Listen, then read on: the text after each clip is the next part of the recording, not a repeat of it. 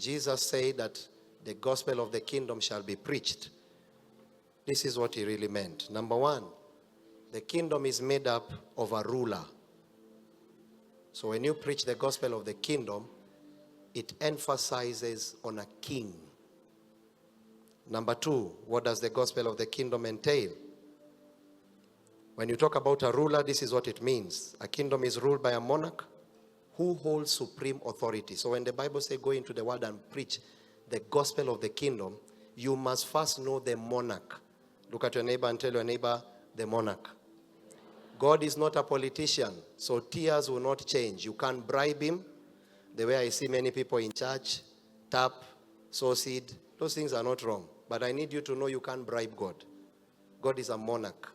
His authority is supreme. Second thing about a kingdom, the monarch's power and influence define the kingdom. So it is about the monarch. And three, this ruler's a king. His possession is oftenly known to many. Number two about a kingdom, I'm explaining the gospel of the kingdom. Number one, the king. Number two, the literal understanding of the kingdom is this: territory.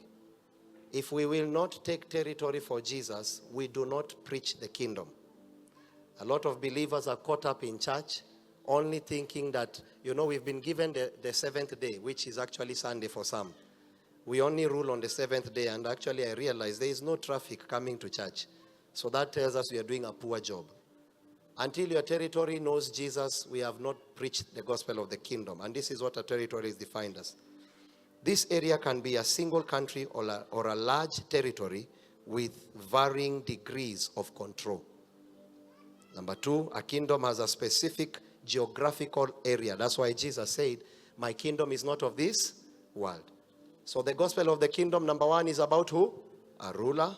Number two, territory. Number three, governance and laws. When Jesus says go and preach, we need to understand that the Bible is our constitution.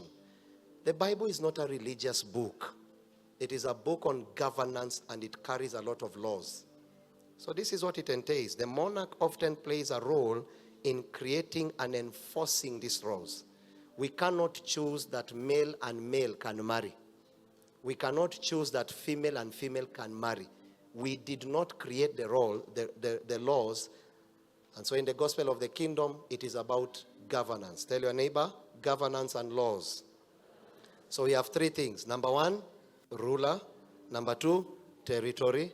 Number three, governance. Did you understand that? Second last thing. Number four, about the gospel of the kingdom is citizens. You cannot have a kingdom if you do not have citizens. So when Jesus came, he says you have been given the power to become who? The children of God. We became citizens of another kingdom. This is what it entails.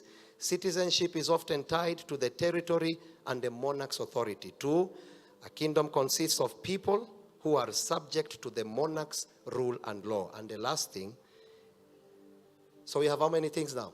Four. Number one, ruler, who is king. Number two, territory. Number three, governance. Number four, citizens. And the last time is kingdom identity.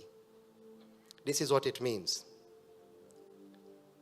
This identity can be shaped by the kingdom's tradition, custom, and value. So anytime you talk about identity, there are three things to look at: tradition, customs, and values. Repeat that after me: traditions, customs, and values.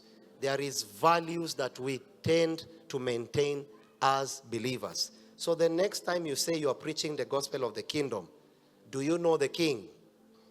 Have you taken territory for him? What is the governance of that kingdom? Who are the citizens of that kingdom? And number five, what is the identity of the kingdom? The last point is this: kingdoms often have a distinct cultural identity, influenced by their history and their monarch's rule. I would request of you, brothers and sisters, standing before you is a man that has decided to break the barriers of religion. I understand kingdom. I refuse religion. Look at your neighbor and tell your neighbor, refuse religion, accept kingdom.